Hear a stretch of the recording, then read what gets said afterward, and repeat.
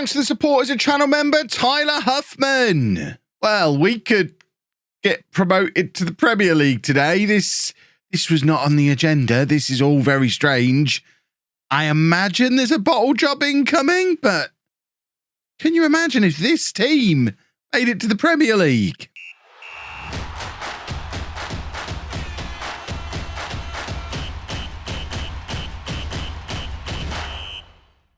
Hello and welcome to Club 2, Part 14 of Non-League to Legend. I'm Kevin. Coming up on today's episode, we have our final two games of the Championship season. We're away against Middlesbrough and at home against Barnsley. Since you were last with me, this is not my custom view.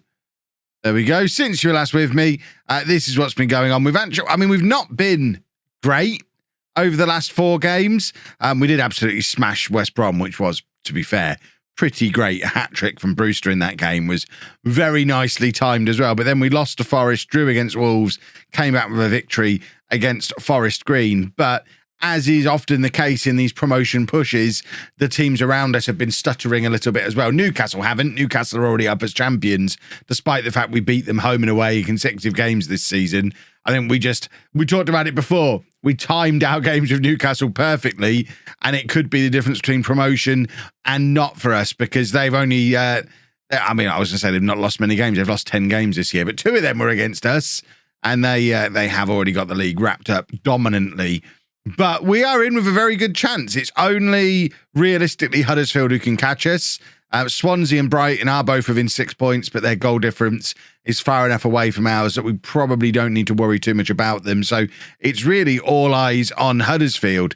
We play Middlesbrough now, who are sixth, and will fancy their chances of being in the playoffs. So they'll probably fancy their chances against us. Huddersfield are away against Barnsley, who are down in lower mid-table, but it is a local derby, and Barnsley would probably love to prevent Huddersfield from getting promoted. And then on the final day of the season, we face Barnsley, who might be in full-on spoiler mode by then.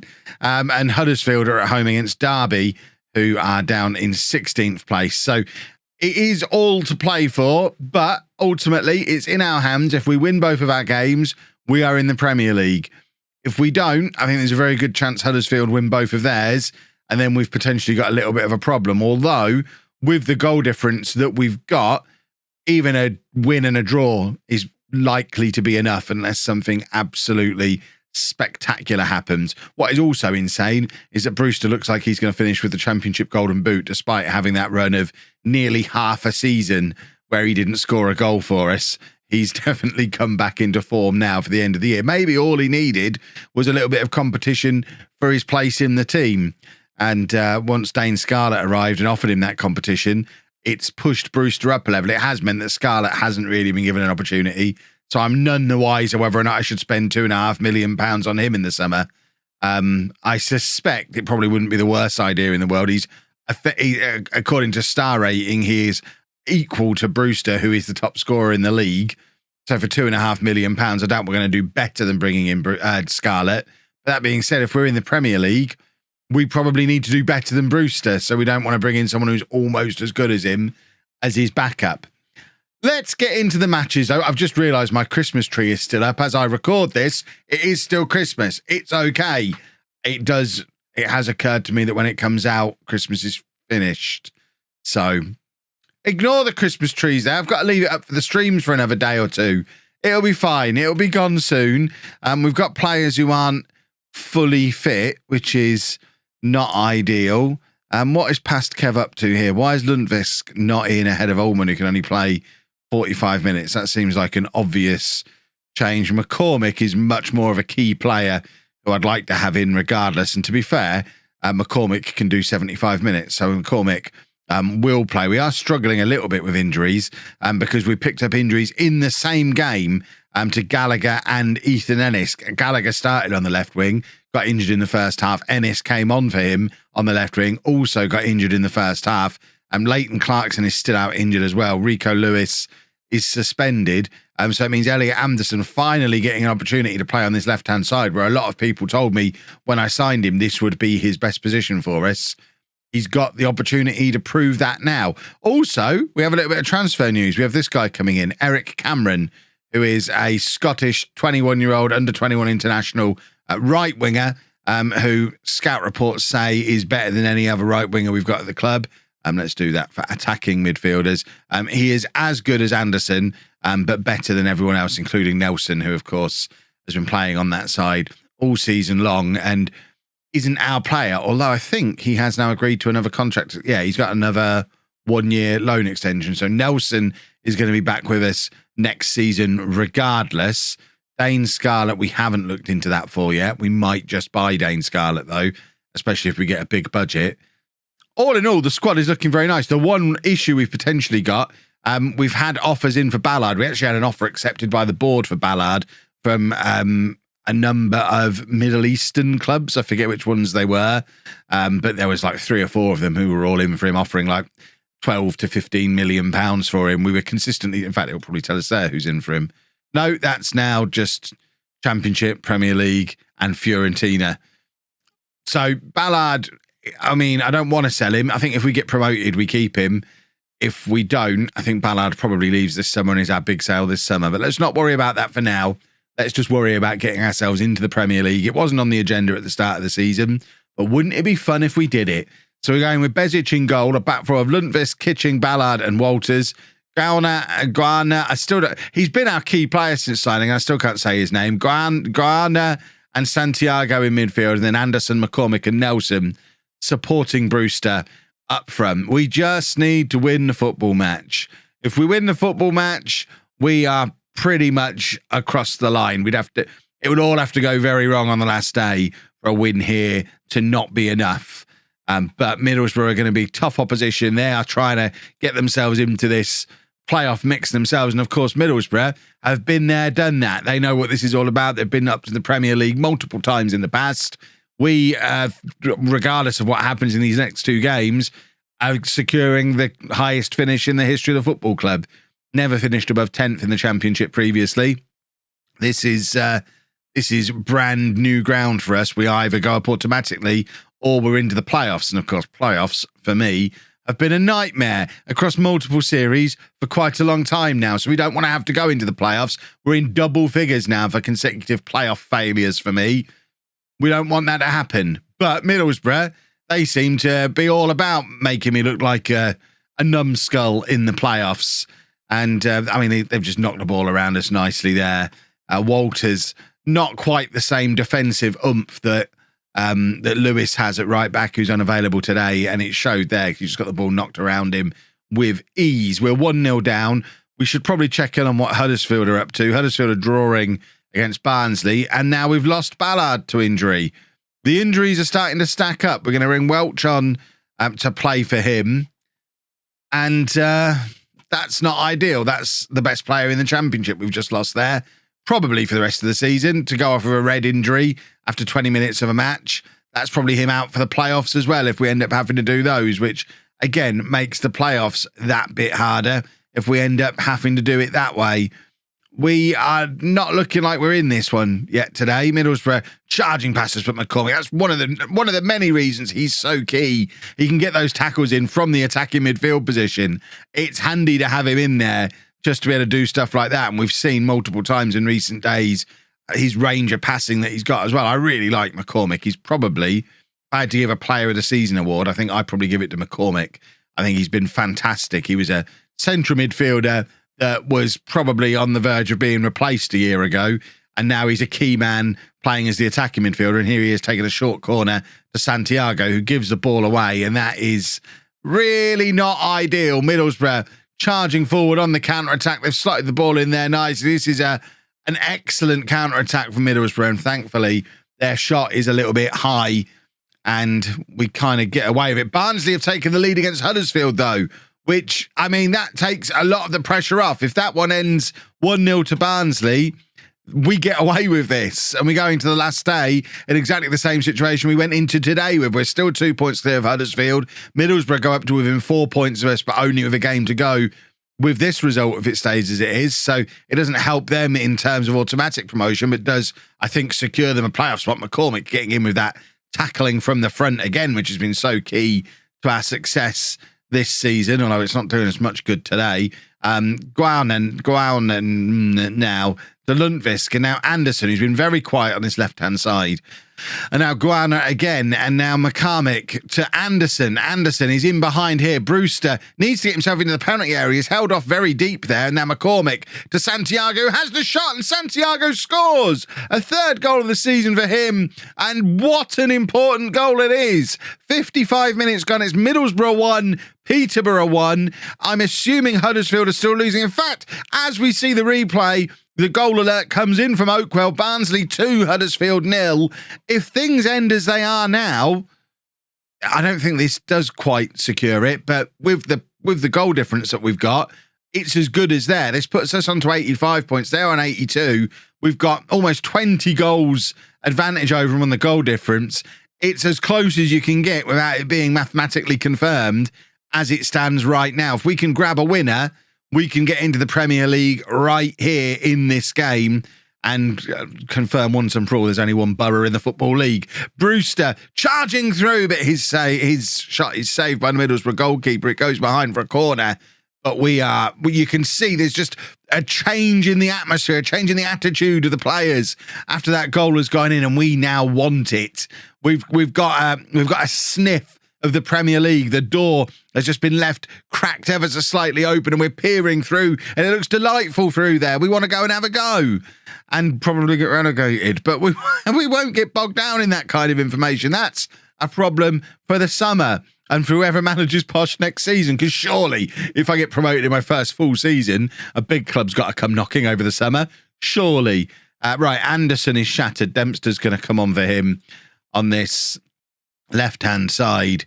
And I think we're going to take off Brewster as well. He's been very quiet today. We're going to give Dane Scarlett another 20-minute cameo to really try and convince me one way or the other whether we want to drop the money on him. I'm still very unsure whether it's sensible business or not. I don't think we'll get a much better bargain than that for a player of his quality, but he hasn't really shown me that the quality is necessary there. Barnsley now 3-0 up over Huddersfield.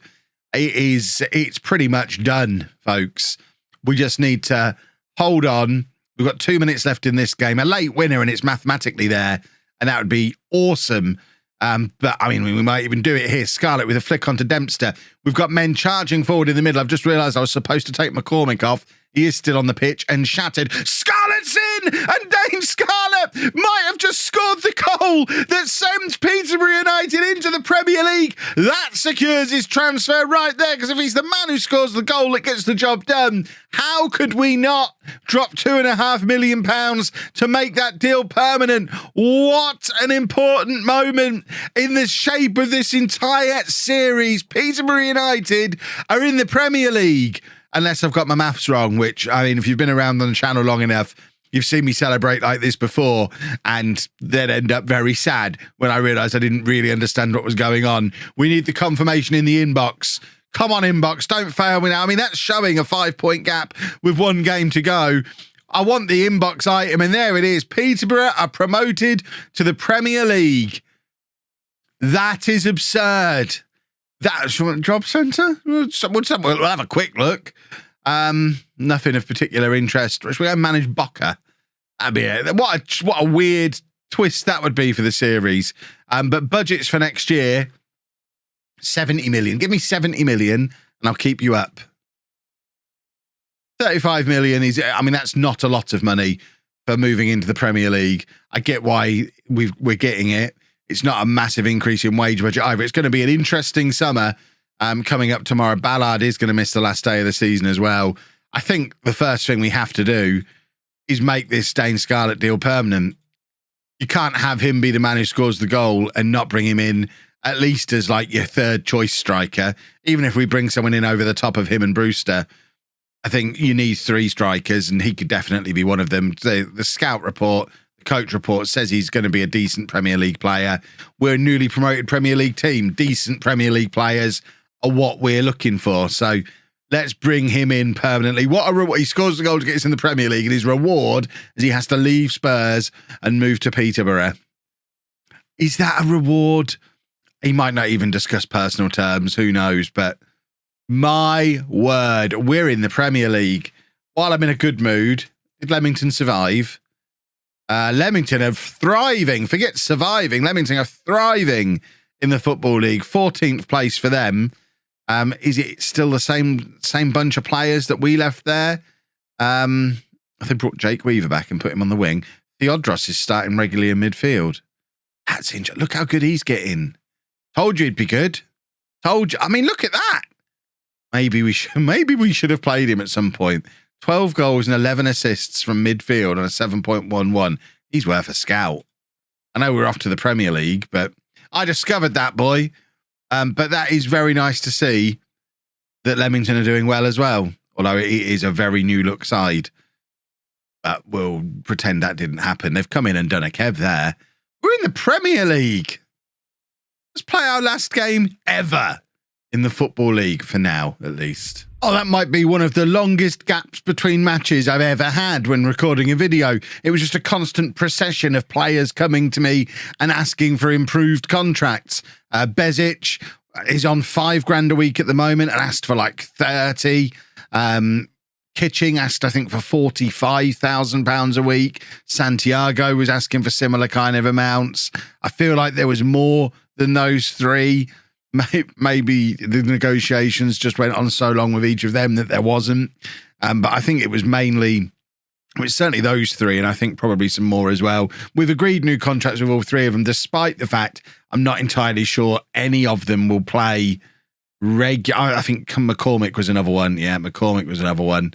I don't know that any of them are going to be long-term regular starters in the Premier League, but it'll be great to come back up with the following year, as long as we don't absolutely blow through a championship level budget. But I guess if we do go up and come back down, then we'll have a bigger budget to play with anyway, because we'll have parachute payments and stuff. So I guess it's fine. We have also made the Dane Scarlett move permanent, as you can see there. He joined us permanently at the end of his Tottenham contract in fact, it's not the end of his Tottenham contract, it's the end of his loan with us on the 30th of June. So he's in permanently. And then we start shopping and hope that we don't increase everybody's contract by a factor of 3 or 4 and make it so that our entire new budget is used up extending the contracts of all these championship players, because that's probably not the way to stay in the Premier League. We've got the team for the last day at this level, though, for now. Against Barnsley, we've got Bezic in goal, a back row of Lundqvist, Kitching, Welch and Walters, Gowner and Santiago in midfield, Dempster, Anderson and Nelson supporting Brewster up front. And we like to put on a show. We're back. This might be our last game at London Road for a little while as well, because unless they're going to do a big expansion over the summer or we get some kind of special dispensation, I don't really know what the rules are. I ask this every time I ever get promoted to the Premier League. How big was Bournemouth's ground when they got promoted to the Premier League? And Blackpool and the likes of them. I think there's a 13,000 capacity in this stadium. I think it's all-seater in this version of the universe. It's certainly not in real life, but I think we've had the final remaining terrace, which would be at this end that you can't see. I think that's seating now as well. That might still be terracing. So that might need replacing. We need to, as much as I don't want to concede a goal, we need to have a look at that other end to see if there's seats in there. But certainly if there's terracing there still, that will need fixing. I don't know if the ground is big enough. We might be doing a relocation, which would usually lead to us heading to Leicester or Milton Keynes or Nottingham or somewhere. I mean, I was going to say nearby. None of them are nearby. Or we might actually get the new ground, which in real life, the club has a new ground going through the planning process, but there doesn't seem to be any mention of that in-game. And we're picking up some injuries here. Lundqvist has picked up a big injury. Santiago's got a knock there as well. We'll leave Santiago on for the rest of it. In fact, you know what? We won't leave him on. We're going to bring the youngster Simpson on, who Simpson is probably going to be one of the players most disappointed at our promotion, because I think if we'd have stayed in the Championship next season, Simpson, as a youngster, probably would have played a lot of football next year. Guzman, the youngster who's out on loan as well, the young centre-back, is another one who would have been a regular part of the first team for next season in this league. I just don't see them playing regularly in the Premier League.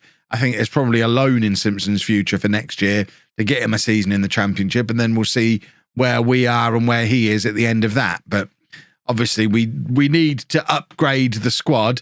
We'll try and keep the core in place, because I don't think we're going to have the budget to do a full Premier League rebuild.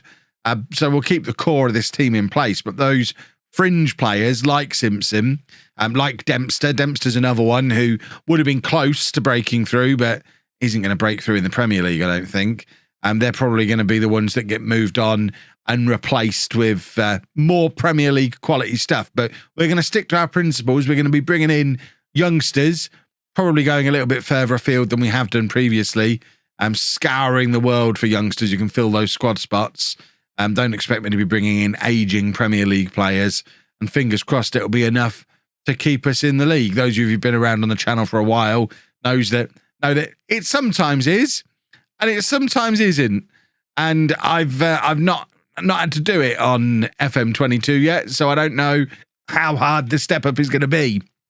Obviously, in this series, we've had our struggles getting out of non-league with Leamington, so it's going to be a very interesting transfer window tomorrow and a very interesting season next year. And we're losing to Barnsley, just to show that we're really not ready to be a Premier League team yet. We are losing at home to Barnsley. This is not good. We probably need to go attacking sometime soon, because the one thing that can help when you head up into a new division is the momentum of having played so well at the end of the season when you got promoted. But looking at our form at the start of the episode, and then with this added in there as well, our form isn't actually that good, and we're not necessarily going to have that momentum to carry through to next season. And that could be a disaster. If you don't start well, you don't stand a chance when you're newly promoted. I don't ever remember an example of getting into a league, struggling for the first half of the season, and then miraculously surviving. So we do need to sort ourselves out here. I was going to say I want to bring Scarlett on. Then I will. There's nothing stopping me. We're going to get Scarlett on. We're going to go 2 up top. Brewster can drop back and be more of the supporting player that he likes to be from time to time. And Scarlett can be the guy pushing right up there, playing off the shoulder of the last defender. And fingers crossed we can grab a goal. Another late goal hero moment for Dane Scarlett would really start to endear him to the Peterborough faithful. And Liam Kitching is in with an equaliser against his former club as well. It's proper Football Manager stuff. He was a Barnsley reserve when he joined Peterborough 5 or 6 years ago for about £100,000. And he has become a key player for this club. He almost left last summer. There were some big offers in for him. We just managed to keep hold of him.